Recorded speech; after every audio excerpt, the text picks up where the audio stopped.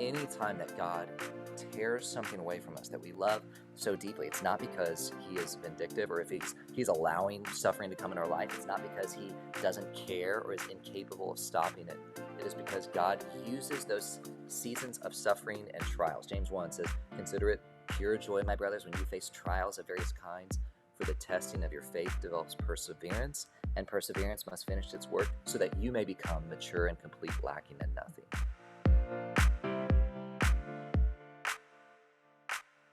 This is exciting. We're going to talk about a topic that probably you have thought about, maybe you've dealt with, and that is, you think you're a good Christian, you think you're doing the right things. Why is life turning it out the way it is? Why are things turned upside down? And so the book is called Beyond Our Control, Lauren and Michael McAfee, and the subtitle, Let Go of Unmet Expectations, Overcome Anxiety, and Discover Intimacy with God. Here's the book right here. Beautiful book, by the way, guys. Love it. Thanks. And Michael is the president and founder of Inspire Experiences, an Oklahoma City Thunder fanatic. Better believe it. And I'll forgive you because this isn't really your fault. See, I grew up in Seattle, Washington. I miss my Seattle Supersonics. Oh. Yeah. Yeah. Touchy We do subject. too. We want them back. We just want to keep our thunder. You want to keep the thunder? We want to have our team. That's it. And Michael is also a pastor at Council Roads Baptist Church there in Oklahoma City. And then Lauren Green McAfee, she is the ministry director at Hobby Lobby. That's cool. They have a ministry director. Yeah, I love that. It's fun. Yeah. Hey, well, real quick, so that people know, explain the Hobby Lobby background with you. Yeah, sure. So my grandfather, David Green, founded Hobby Lobby and is still CEO today, 50 years later. Wow. And yeah, so it's fun to get to work at Hobby Lobby with my family. My dad's the president there, and I have lots of other family members in and around the company as well. And the ministry investments area is the department I work in. If people are wondering what it means to be a ministry director at a corporation, it just means that Hobby Lobby does philanthropy. 50% of Hobby Lobby's profits are donated to Christian ministries every year. That's cool. And so there's a department that handles the philanthropy, and I just am one of the team members on that team. And it's a lot of fun to get to I don't think we knew that. 50%. 50%. That's awesome. Impressive. Yeah. Wow. That's right. This Shop is at Hobby Lobby. Yeah. This is not Yes. normally what people go to Hobby Lobby for. I'm in there all the time, but I just found out that my Hobby Lobby has bags of Biddle honey at the front, which I haven't seen in years, and I loaded up. She did. She gave me one too. I was so excited. Amazing. I was like, well, this just amped up an already great shopping trip. That's right. Land flowing with honey. Yes. My son is now 14 years old, but when he was little, he thought that Hobby Lobby had the best candy. So They do. he called it Hobby Wobby. We're going to go to Hobby Wobby? I love it. Yeah, Cute. that's awesome. And it's very strategically placed. Nicely done. Well, they're smart people. They are, very. Well, let's talk about beyond our control and life getting messy. You guys have been through a lot. Infertility, adoption, loss, illness. Talk about that. Yeah, I do want to caveat, we have been through hard things, but overall we know we've had a very blessed life. I mean, you all just heard about my family, and so certainly there is an aspect of coming from a great Christian family and Michael does as well, that we've just had a really blessed life. But regardless of what your upbringing is or your circumstances in life, like everyone is going to face hardships. And so we certainly found that in our life, we thought things would maybe go a certain way.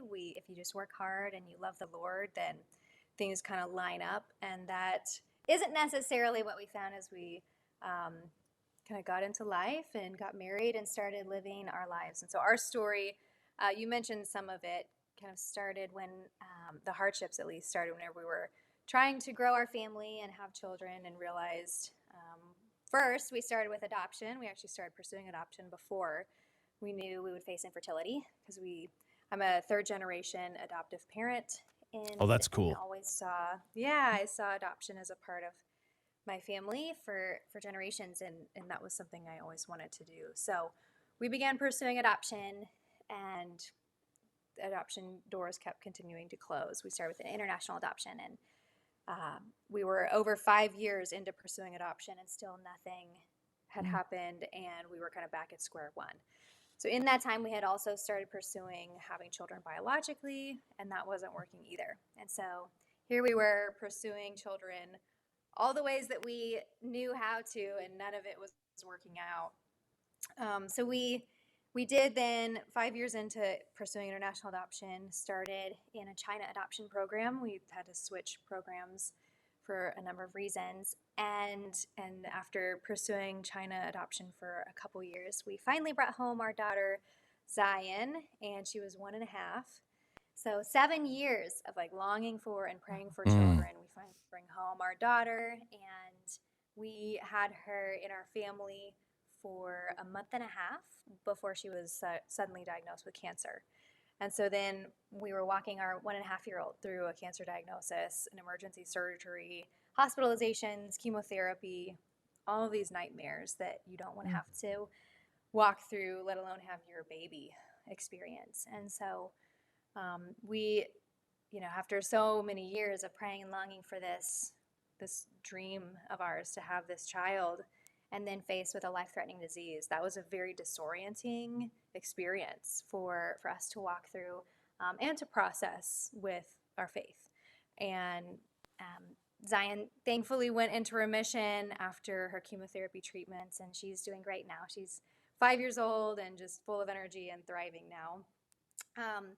But then we began pursuing another adoption, and so we brought home a baby boy from the hospital through a domestic infant adoption, where a birth mom chose us to parent. And we had an amazing experience having an open adoption with his birth mom, and we had our son for 12 months. And in part of the time that he was with us, there was a part of a case that made it be a contested adoption, which just meant that they needed to have a particular court hearing to determine what to do with the case.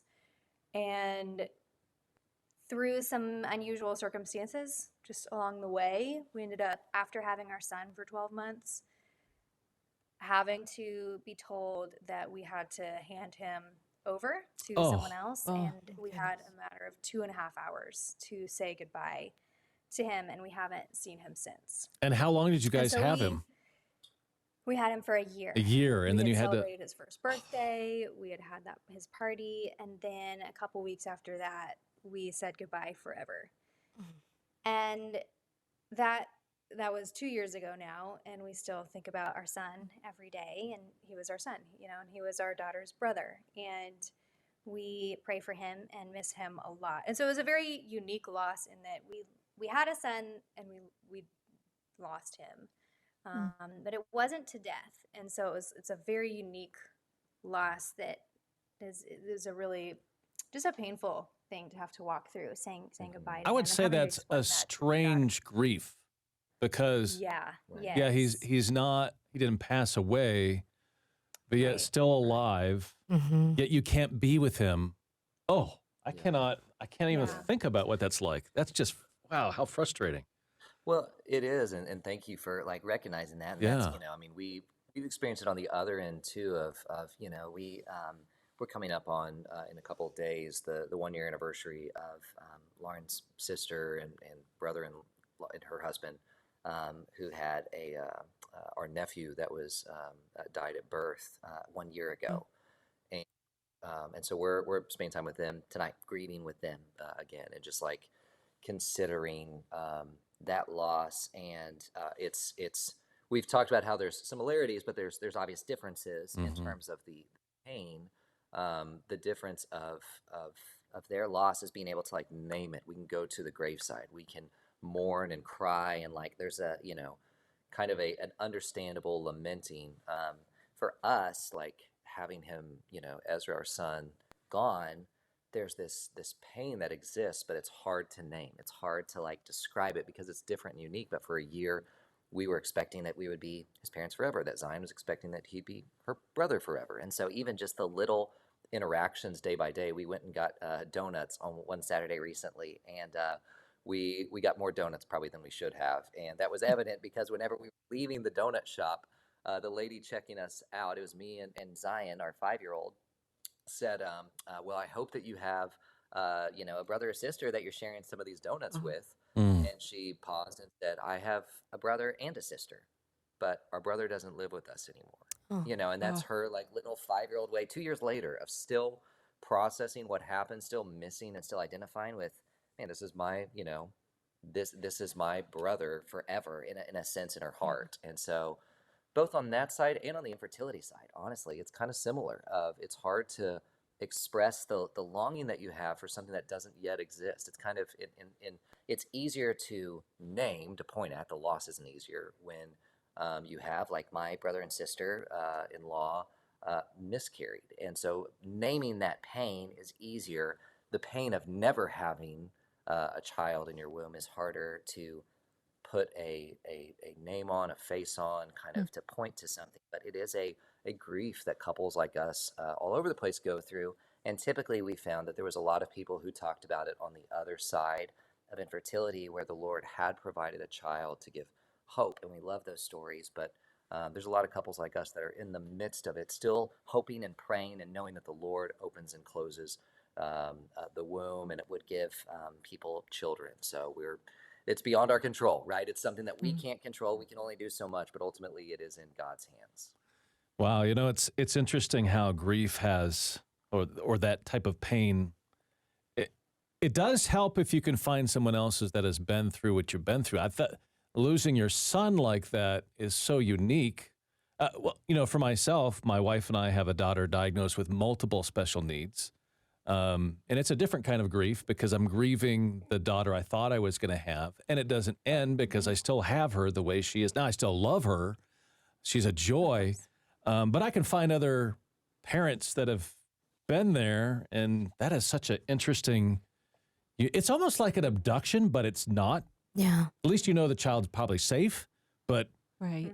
you can't be with your son. That's just, I can't fathom that. Yeah. No. Yeah. In adoption, they talk about the adoption triad, that there's 3 different viewpoints for the adoption. It's the adoption of the viewpoint of the bio parents, the adoptive parents, and the child. Yeah. And that there is grief and loss from, kind of all sides, regardless of what has happened to create that adoption. So it's beautiful brokenness, that it is a beautiful thing, but there is complexity because it's born out of some type of loss. And so that's what we try and caveat there at the beginning, that we are only representing kind of our perspective Sure. from one piece of the triad.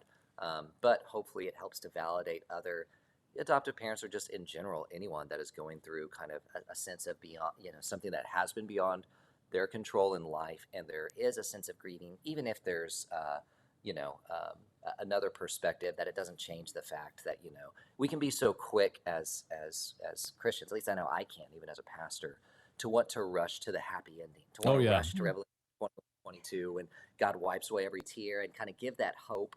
But it is good for us to take time. I know we felt most loved and validated when people didn't try to rush us to, God's got another child for you. You'll go back in the adoption process, and there will be, and just would sit with us. Like Job's friends before they open their mouth. Yeah, Job's friends were cool for a while, and then it was For a like, bit. zip it. Yeah. Should have just stayed silent. Exactly. Well, how have you guys, through all this, stayed joyful, or had a good perspective on it all through all that loss?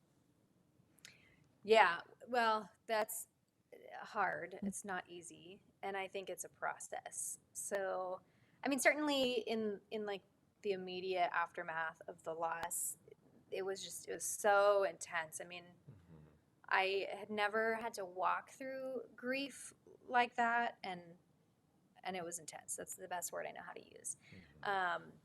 But I read a book by Dr. Diane Langberg. She's a Christian psychologist, and she summarized what was really helpful for me was just kind of hearing someone explain what grief is like to process.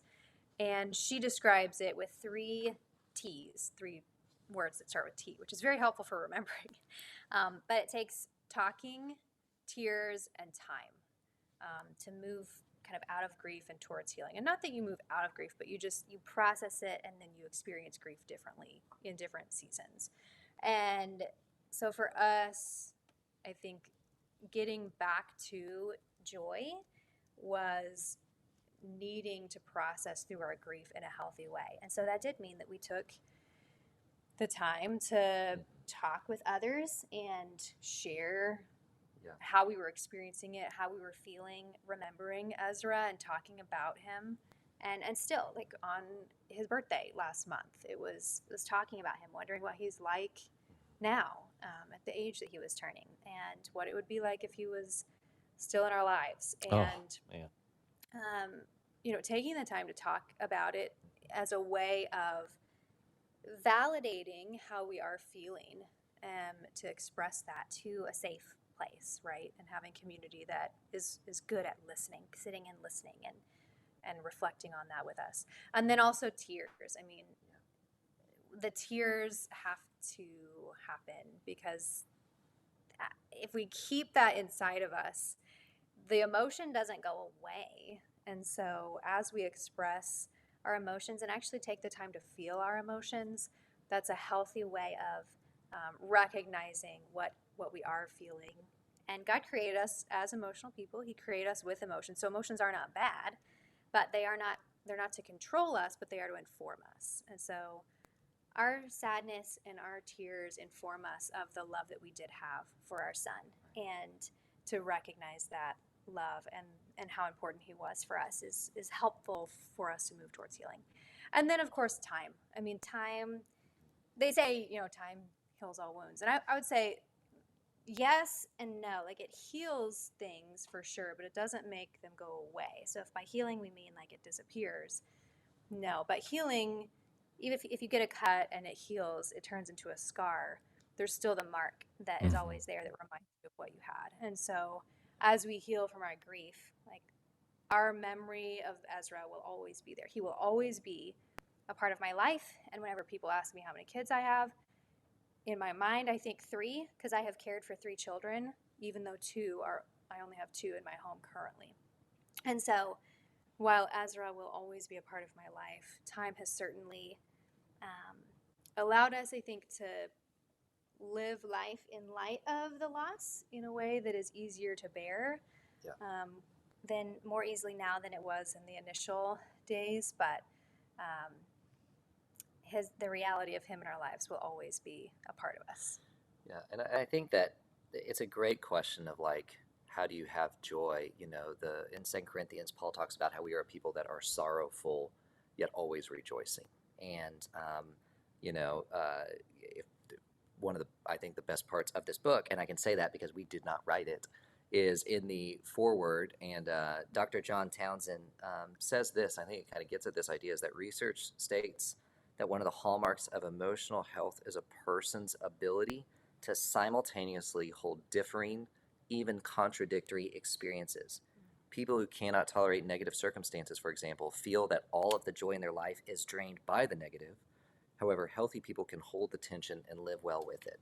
And so out of that, like, I feel like that's what we learned is, like, what you kind of alluded to, like, at the beginning of this journey, I think I often still today, misinterpret Romans 8:28, God works all things together for the good of those who love him and are called according to his purpose. I can often misinterpret that when bad things come our way, or when difficult circumstances come our way, when you have to say goodbye to a son you've loved, or something has happened, you had a setback, you didn't get the job promotion you wanted, a relationship didn't work out, it is because God is setting you up for something better in this life. He's setting you up for a better job. He's setting you up for a better relationship. There's someone that's a better fit for you. That may be true, but it's not always true. I mean, back to the example of, you can't tell me saying goodbye to a son whom we love, like, God will give you 2 sons later in life, or, like, more kids, or better kids. It's like, no, like, there's no earthly reality. You can replace a child, and I'll be even more happy, and actually happy that I don't have the child whom I loved. It's like that. But what does happen is that God does work all things together for good. And that good is the joy that he replaces with more of himself. And that's what we tried to drive at in that center chapter on intimacy. It's just that anytime that God tears something away from us that we love so deeply, it's not because he is vindictive or if he's allowing suffering to come in our life. It's not because he doesn't care or is incapable of stopping it. It is because God uses those seasons of suffering and trials. James 1 says, "Consider it pure joy, my brothers, when you face trials of various kinds, for the testing of your faith develops perseverance, and perseverance must finish its work so that you may become mature and complete, lacking in nothing."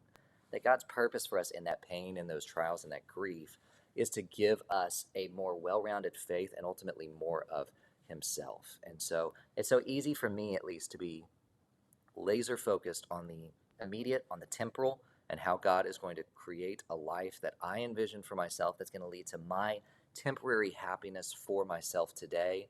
But what God is doing is so much deeper in my life of preparing me to hold in tension both of these things, like Dr. Townsend talks about, of grief and joy, of sorrow and happiness as we move towards the New Jerusalem. Wow. That's amazing. And having been there when my sister was ushered into the arms of Jesus, I just applaud what you're doing for Zion, because there will always be an empty space right beside me for her. Several years have passed, but that doesn't dim that there's something missing here on earth for me. And so as a family, on her homegoing day, on her birthday, we have a group text just celebrating who she is in our lives, even still.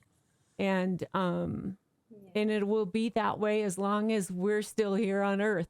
So I just applaud what you're doing for her and allowing her to recognize that that space is there. And I told Hank and Misty your story before we came here, and I couldn't make it through because the pain is so real of love and separation. So God bless you. And this book is so important. And I can only imagine what had to pour out of you to put this together, because the title, Beyond Our Control, just really sums it up. So I love that, but we haven't been introduced to the little one that you told us is sleeping down the hallway. Tell us about her. Yeah, so 13 months after we lost Ezra, when we lost Ezra, we continued to then be open to a domestic adoption. And so we were just waiting to see if the Lord had another child to be in our home. And so 13 months after we lost Ezra, got the call that there was a girl that had been born, and we were chosen to be parents. And so a couple hours later, we were meeting her, and that has become our daughter, Zara. And so she just turned 1, so she's 12 months now, and she's a lot of fun, very smiley, and she loves people, and she really loves her big sister. She loves Zion. I mean, Zion can just look at her and she's like giggling. So our 2 daughters, Zion and Zara, are in our home now. And Ezra would have been right between them, or is right between them in age, and even though he's no longer in our home. So we've, like Michael mentioned, I mean, having Zara join our family has been amazing, and has been obviously one of the greatest joys of our life to become parents again. But it of course never replaces Ezra. I mean, we'll always miss Ezra. And to the question earlier about joy and grief, and Michael, we're kind of reading John Townsend's quote there about those happening simultaneously. I think one of the times I felt the grief really strongly again from our loss of Ezra was actually when we had Zara, because we had all these reminders of, we had brought Ezra home from the hospital, the same hospital where we brought Zara home from. And we were using his car seat for Zara, and his bottles we were pulling out of the attic, or like his old clothes that were at least trying to find the gender neutral things. of Ezra's to use with Zara because we had, less than 24 hours to prepare for having a baby. But it brought up all the reminders of the baby that we had with Ezra that we no longer had. And so what was one of the most joyful seasons of adding Zara was also one of the most grievous seasons of remembering Ezra and that he was our first infant that came into our home because Zion was 1.5 years old when she came home with us. And I think that's a lot of life. I think a lot of life is some of our most joyful moments are also those that can be some of the most painful and reminding of loss and bringing up grief again. I think holidays are certainly that, right? Seasons where holidays, where it should be some of the most joyful times where you're reflecting on, like at Christmas, reflecting on a beautiful thing of Christ's birth and you're gathering with family. But those moments can also be moments where you're remembering family members that are maybe missing at the table or broken relationships that make the holidays hard. And so joy and grief, I think, often commingle. And sometimes when it's most intensely felt is when we can also be feeling the other. And I think that is incredible that God created us with capacity to have those happen simultaneously, for emotions that seem to conflict happen simultaneously. And so God created us in his image, and so we human beings have inherent value and dignity, but we image God in the way that we have emotions and the way that we process those in a way that honors him and how he created us. So I think we do a disservice to ourselves when we think that we can't have both joy and grief, and we usually tend to want to diminish one and focus on the other. And so you maybe some people have a tendency to, if you're feeling joy and grief, to kind of push back the grief and ignore that. And that is ignoring a part of who God created you as, to someone that has a capacity to grieve because we've had the capacity to love. Grief is often born out of a love that has been lost. And so we honor that love whenever we recognize and validate the grief. So taking the time to validate that grief is so important. But then people can also be the other side, where maybe if you're in that season of grief and you all are feeling joy as well, to ignore the joy and shut down your joy because you just want to wallow in your grief. And that also, again, I think doesn't honor the full capacity of who God created us to be able to hold those at the same time, and to have the gratitude for the beautiful moments that can shine through even in a dark season. And so I had to learn the hard way. And part of the book is kind of us processing through that to recognize just the reality that you can have both, and that is a reflection of God and how big he is, that he created us to have the capacity for both, opposing emotions, and that we honor him as we reflect him in walking through that and accepting that reality.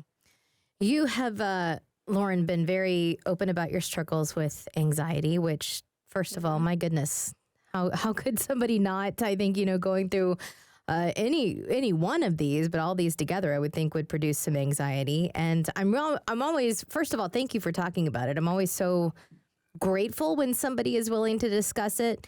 I think there's still a weird stigma around mental health issues, especially in the Christian community.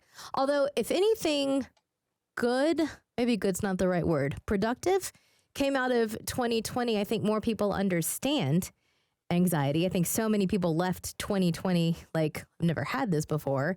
But, it's something that so many of us deal with.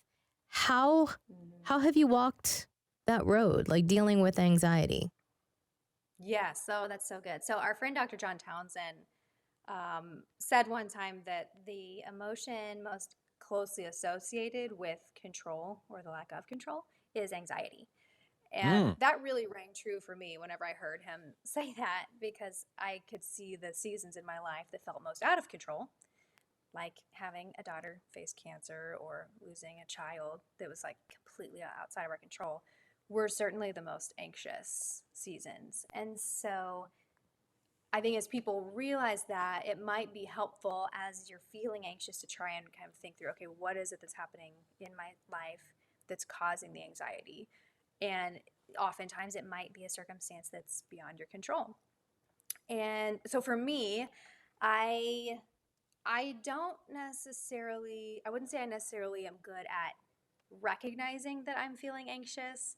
I usually, unfortunately, have had to get to the point where I'm having a panic attack before I'm realizing that I'm dealing with anxiety. And so for me, that has meant the physical manifestation of a panic attack, which for me has meant like tightness in my chest, difficulty breathing, which then causes me to feel even more anxious. So there was one day, about 9 months after Zion was in remission from her cancer, that I was at the office and was gearing up for a long Zoom call because it was in 2020. So of course we were Zooming all of our Oh, yeah. meetings back then, and I realized I was starting to have that tightness in my chest, and it was just getting worse and worse. And like 4 hours into my Zoom call, I was like, this is actually still here, and this is getting worse. And had done kind of some of the things that usually help,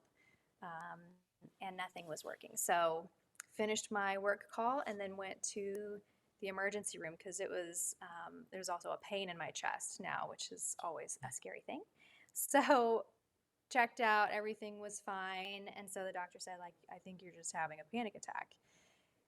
So I couldn't even realize why. I didn't know why. I was like, why would this be happening? And so I was talking to a friend who helped me realize a lot of that came from the fact that after we had Zion's cancer go into remission, it was good news, and so we just went about life as normal, and we just celebrated the fact that, we were grateful.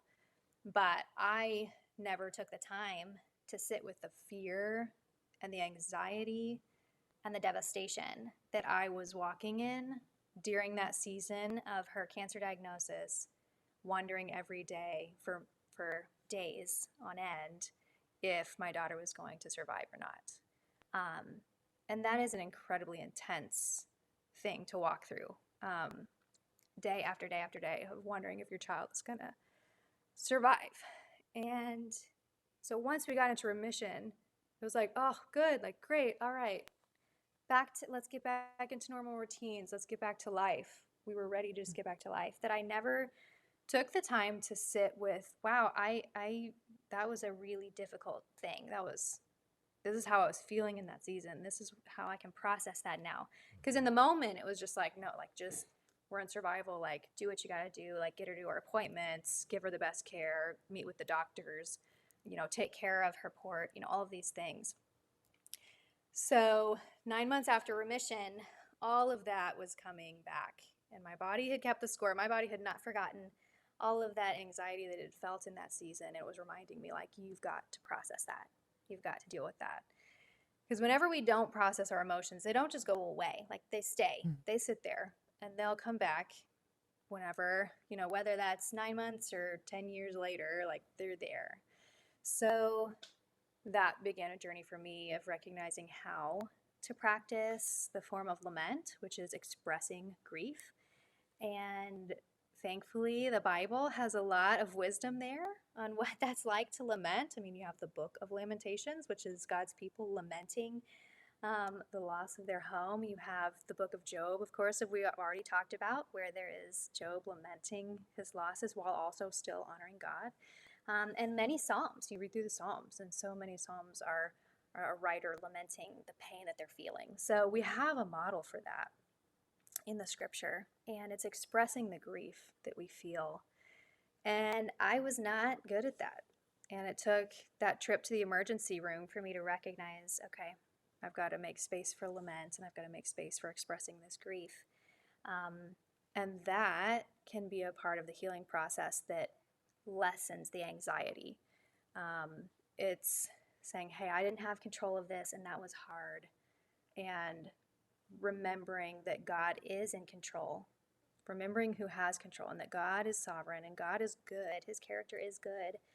And resting in that truth as well can help us to deal with our anxiety. And certainly 2020, like you mentioned, was everyone was dealing with some anxiety and the loss of control that we thought we had, the loss of what Right. we thought life and the world was completely turned upside down for everyone all at once. And certainly control was a big theme that came out of that, that things were not, necessarily controllable in the way that maybe we all thought things should be. And Right. so It's practicing, yeah, it's a learning how to process it's a that good is point. It's like, hopefully something we what can do help we with. really have control over? Maybe Michael talk about that. I mean, Right. experience is a great teacher, but is it a myth that you've got control? Oh, absolutely. Yeah. I mean, it's a illusion. It's a mirage, right? And so, I mean, it depends on what we talk about in the book. Like, there's different things, expectations.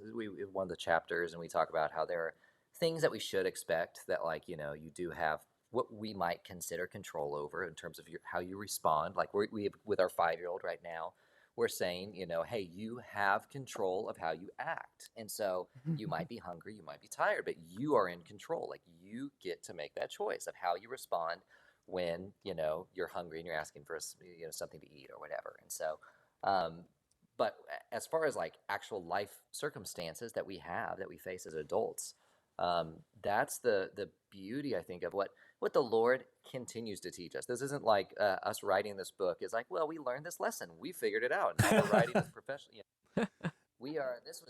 This book was written for ourselves. Like, we were writing this book as we were going along the journey. Actually, ironically, we started it after Zion went into remission. We're writers, and so we wanted to process what had just happened to us.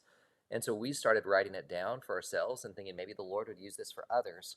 The first week in March 2020, thinking, yeah, we've now learned what it looks like for life to be beyond our control. And so 2 weeks before a global pandemic, why don't we start writing down how we've understand that, and clearly we didn't. And that helped us through that journey. It obviously helped us through Ezra and everything. But the irony of learning that lesson over and over again is we kept assuming that we had control of things that ultimately were in God's control anyway. And so the irony of surrendering control is you're surrendering the control you never had in the first place. Yep.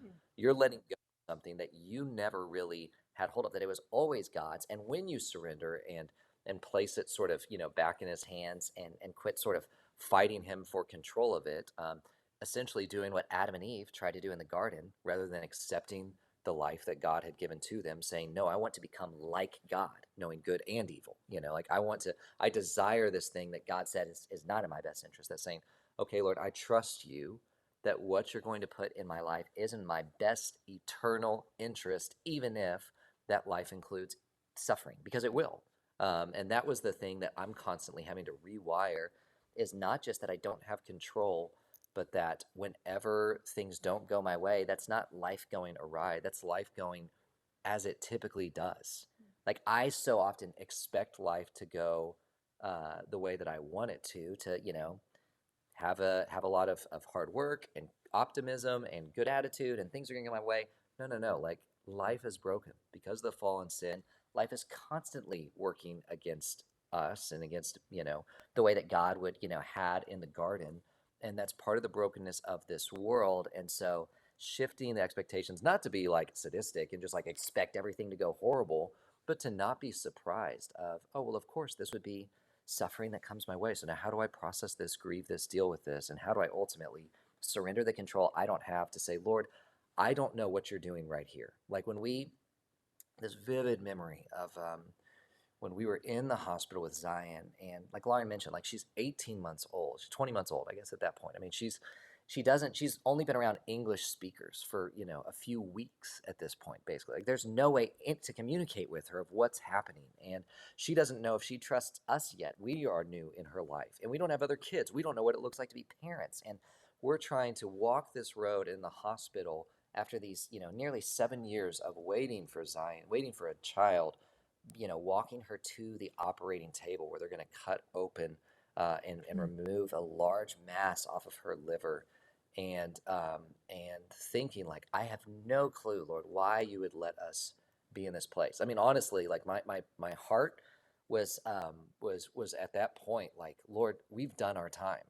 Like we've sort of done our bit of suffering. We've Yep. gone through infertility. We've gone through waiting for adoption. We've gone, why is this happening again to us? Where all of, seemingly all of our friends, it felt like, had children biologically, no problem. Their kids are Mm. healthy. They're happy to, like, why are we the ones that are facing this cancer diagnosis? And that old kind of line of I don't know what tomorrow holds. I don't know where this is going, but I know who holds tomorrow. I know that, Lord, you're sovereign over this. I know that this is not catching you by surprise. And so I don't have control. I have nothing to do. As I pray for my daughter, my hand on her belly, as I rock her to sleep at night, like that tumor is just, inches, centimeters below my hand as I'm praying over her.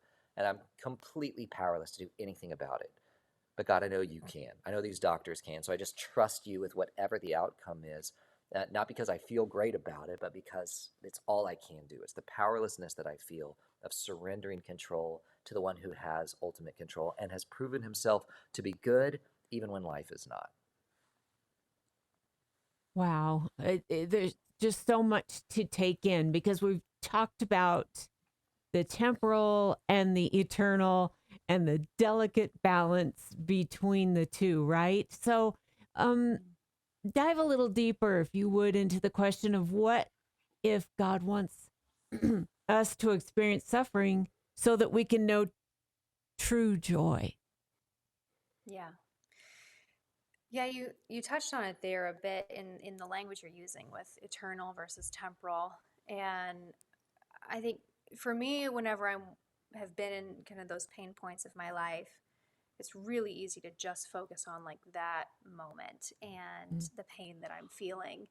And I've I've experienced then a lot of value in being able to step back and try and imagine the big picture. And all that we'll know are our temporal life experiences in the here and now until the day that we're in eternity. But our eternity should impact how we walk through those temporal experiences in the moment. And so as I walked through the loss of Ezra, it was so painful and so hard and hard to make sense of. And it was in stepping back and knowing that God has full perspective of my entire life and of Ezra's entire life. And he knows what he's doing, and he's able to work things together that don't make sense to me, but he works things together for our good and for his glory. Mm-hmm. And so my job is not to understand the why necessarily, but it's for me to trust the God who does know. Yeah. And to trust that he has that perspective that I don't have, and to live in light of that, trusting in the Lord, and to have the hope that I know he has us in his hands and we will be with him in eternity. And so like we have that eternal hope in Christ because of what Christ has done. We have that eternal hope, and the comfort that can bring for the moment today is significant. Yeah. Yeah. Well, yeah. Hope. I Hope love is that anchored idea. in certainty. I'm Sorry, I was just gonna say hang on. hope is anchored in the certainty of the future. And so when we say hope, we're not talking about something that like might not happen. That gives us something different. Using the word joy is the right word, because joy is anchored in a certain future. Happiness is based on what happens. It's based on temporary circumstances. Joy is anchored in the reality, the certainty that we have because of the cross in the past, because of the faith that we have in what Jesus' cross and resurrection.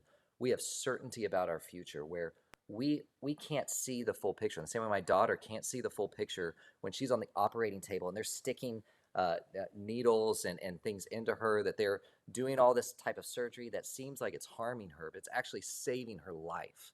That similarly, that suffering for us is like surgery on our soul, that it is God doing to and in us something that is going to lead us to that certain future that we have with him, that hope that we have. And so it doesn't lead to happiness now. It doesn't lead to what happens right now being light and fluffy and true, but it leads us to joy that is anchored in intimacy with him. Love that. Mike and Misty know, Kank and Misty know that I talk oftentimes of that word perspective as a way of, walking through the landmine that is life. And so our perspective really on the reason we're here and the things that we're going through can really change everything for us and for the people around us as well. So I appreciate that very much. Yeah. You've talked all through this. We've been talking about the prayers that you prayed, but let's camp out on prayer for a moment and just what did God teach you through your prayers? What did you learn through this whole process through praying? Yeah. So I definitely thought that, I've always believed in prayer. And so whenever we were faced with this challenge, it was like, okay, this was very motivating. It was there were so many times that because it was beyond our control, all I could do was to pray. And so I would go to the Lord and pray that we would be able to keep Ezra. I mean, that was a prayer of mine in that particular circumstance. And always would end my prayer with saying, but ultimately I wanted what was best for Ezra and what was God's plan for him and for us. And so I practiced that daily of praying, this is what I want, Lord, but ultimately like your will and your best for Ezra is what I want. Until we were in the moments that the court date was happening, like on the day of the court, I remember out of my desperation and the fear that we might actually lose him, praying like, Lord, no, what I actually just really want is just Ezra to stay with us. Like that is my desire and that's what I want. And there wasn't the additional follow-on that I had been praying of, but Lord, whatever your will is. I was like, nope, I want my will. Like I want Ezra to stay. I don't think you're alone in that, by the way. Yeah. I think we're all right there with you. Yeah, no, exactly. And so I recognized later the shift there was I had been praying in a way that I was trying to bend my will towards God's. Like I wanted, this is what I want, but Lord, your will be done. Like I trust you and I want your will.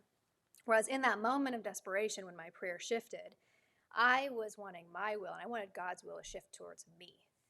And me in my finite perspective on what I thought was going to be most easy for me to deal with, like that's what I wanted God to shift to doing my will.